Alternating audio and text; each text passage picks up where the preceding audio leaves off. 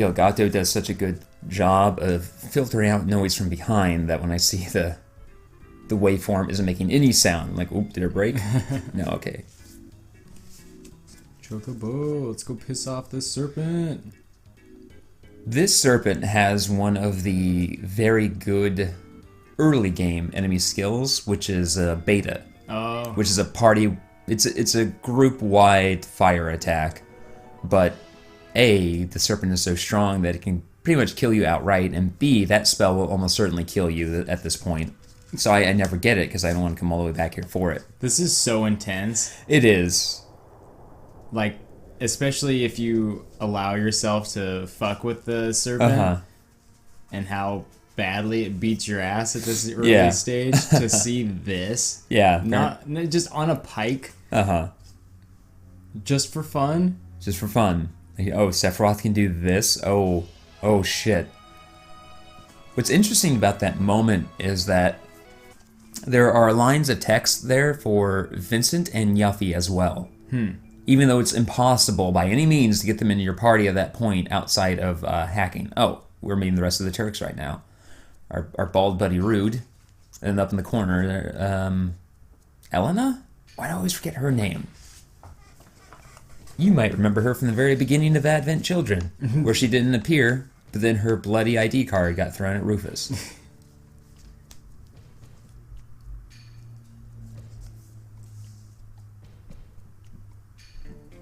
I think the best part of Advent Children was Rude and Reno. Well, they're kind of the comical relief where Rude is a straight man and Reno is this asshole. I just want more of them. Yeah. I just want more Rude and Reno adventures. Me too. They should have their own game. Elena, there we go. It's not even a speech.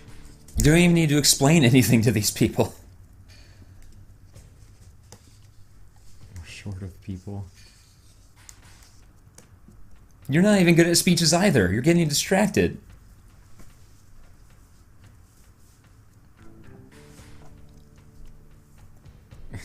You just see Barrett like scooching closer and closer to that doorway, and just they all follow suit. They're just like, oh, let's just get out of here. They're not paying attention.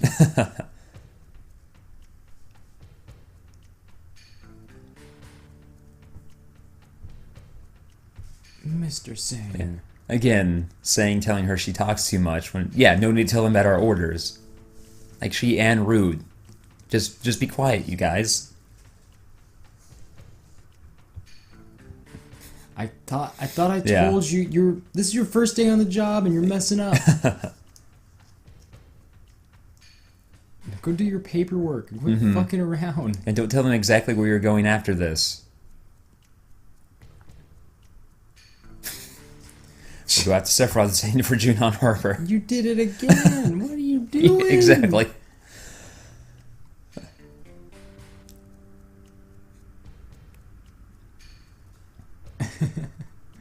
Like, were they just standing there waiting for us to arrive so they can talk to us from dramatic angles? Yeah, they picked the hardest places to get to so they could.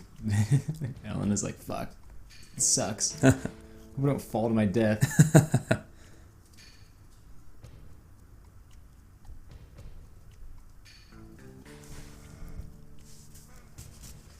Oh, like I was saying, in that earlier scene, there are lines of dialogue for Yuffie and Vincent, even though they can't get in there. And that's something that occurs from time to time in games, where if you do manage to hack in a character earlier than you could get them in the actual story, you'll sometimes find that they have dialogue options, which is weird because they're impossible for a regular player to find. It's like they put it in there in case someone hacks it. I think they did it just in case either A, someone hacks it, or B, someone just finds a bug that allows it to happen, and that way the game won't just die. Because there are moments like that where you can sequence break in such a way that the game dies because it doesn't know how to process a character being where they shouldn't be. It happens in Mass Effect 2 as well. Also, it took forever for me to get Yuffie. Jesus Christ, she just did not want to show up. There's a moment like that in Mass Effect 2, the second game specifically, where early on there's a character who's a robot, and if you have him in your party in the very first part of that game is completely linear.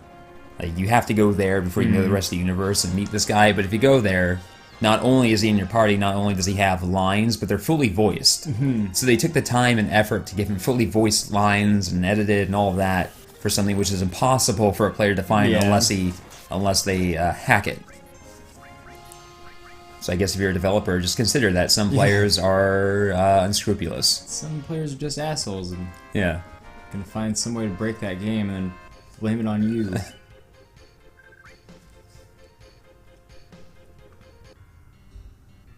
Hopefully they make the dialogue like bullshit. Like, you know what I mean? Like, imagine if you put a line of dialogue in for a character who shouldn't be there. But I would make it so that they're referencing the fact that they shouldn't be there. Like, what am I doing here? Yeah. I wasn't even supposed to be here yet. Like, I'm not supposed to be here right now, so I'm not going to say anything of interest or importance. If anything, you've just ruined the story for yourself. Good job.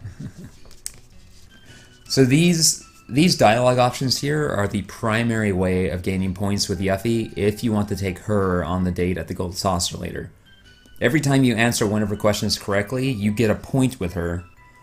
So what you would do is you would answer all but her last question accurately, and then you would screw up that one. That way she steals from you, she runs away, and then you need to encounter her again.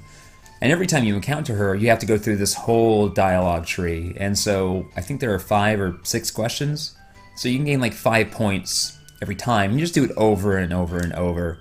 And if you were to do it often enough, you could get enough points with her without actively sabotaging anyone else to go on the date with her. Which allows you to get the better Tifa dialogue option at the end of Disc 2 without having to sabotage anything. Going on a date with Yuffie would be so annoying. Yeah, she ends up slapping Cloud. Because they're sitting in the gondola. We're not going to see it, so I'll just describe what happens.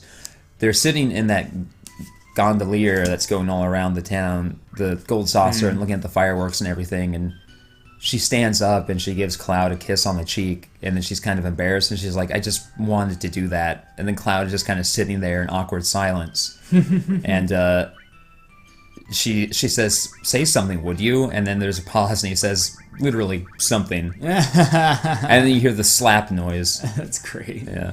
Yiffy.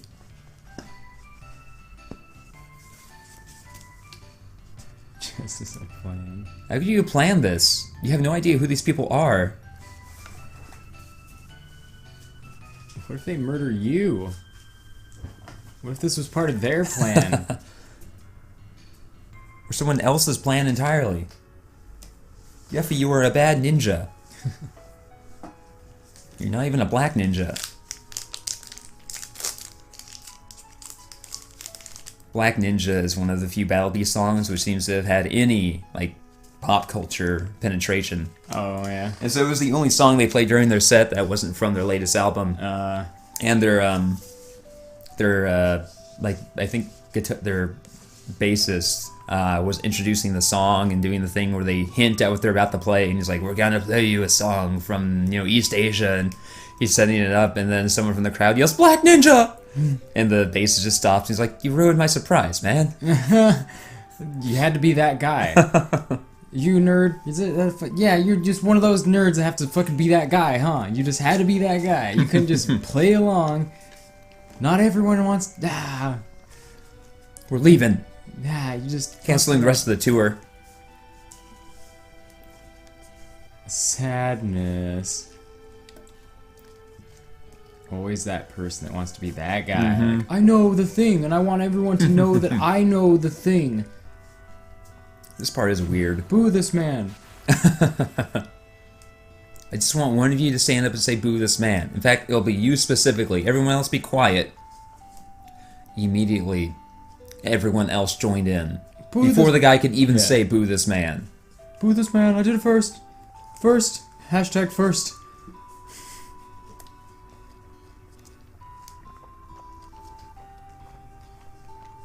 Hey, you get, like, boosted up by a dolphin buddy at some point, don't you? Yeah. That's weird. But first you have to fight this... Yeah, but first you have to fight this big fish.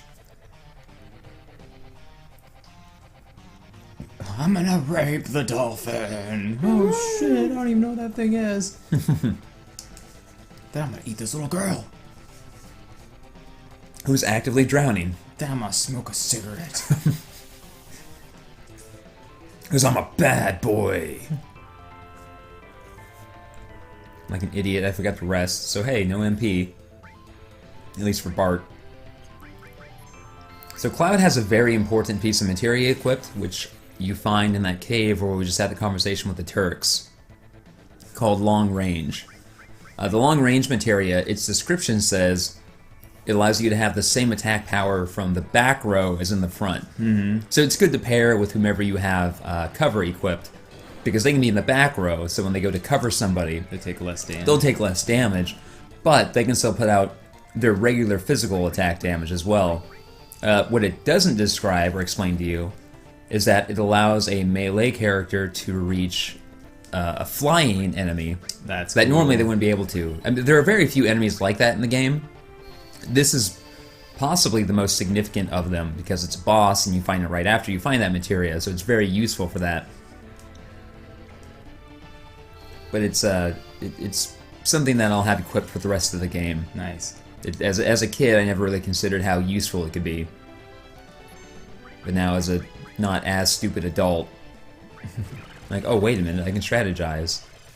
Also, it has this ability which is very similar to Rufus's Pyramid in that a character who's afflicted with that bubble can't attack, but unlike Rufus's Pyramid, it slowly drains their health. Oh shit. Also, oh wow. Also, unlike his Pyramid, which is just you hit it once and it breaks, this thing does have HP that you need to get through.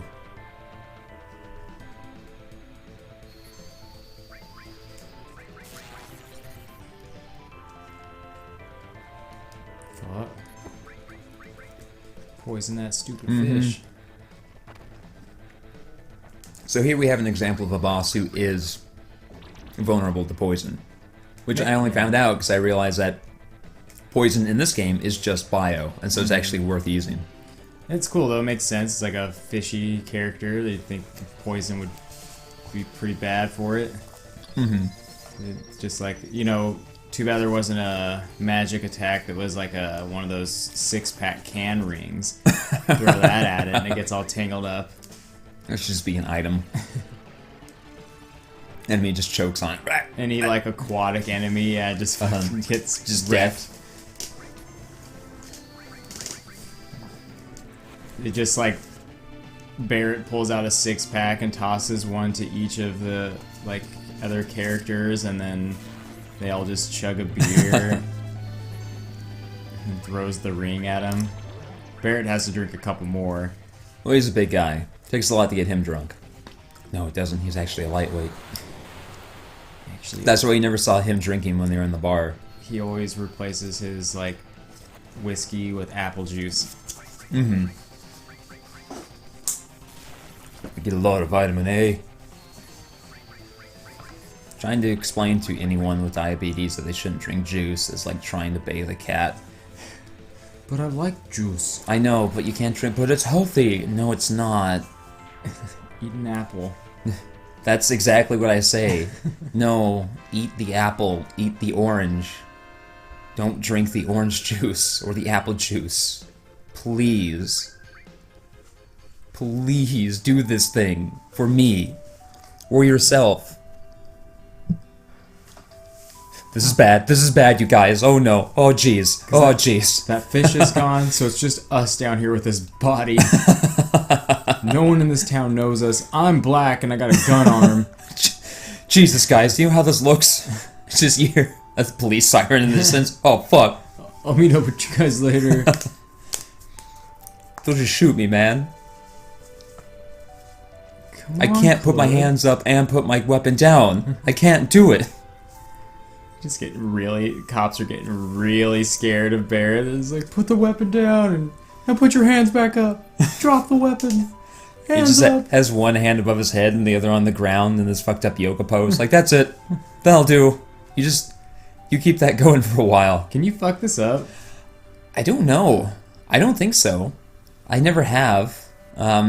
It's entirely possible that you can. And Priscilla died because Cloud fucked up CPR. It's entirely possible that you can fuck it up and she dies and that she doesn't give you Shiva. I think at the worst, it just takes you longer to perform. We need a UI element that looks like lungs. I could draw some lungs. No, no, no. That won't do. Again, it seems like every hour or so there's another one of these mini-games, or just distractions from the general gameplay that you need to do. And this one is possibly the weirdest. In a game where you push over barrels, where you snowboard, where you can climb through a labyrinthian series of vents to get 3 items from Shinra Tower. This is the one that every time I'm like, man, this is weird. You like peek it out at the top of the lungs, and Cloud exhales into this girl, and then she just explodes. Oh yeah. No, if you let it go all the way to the top, Cloud will like just exhale because he took too big of a breath. It's like, you can't just hold it, Cloud. Come on. No, sorry guys. And it's very poor CPR, by the way. Don't use this game to learn how to do CPR.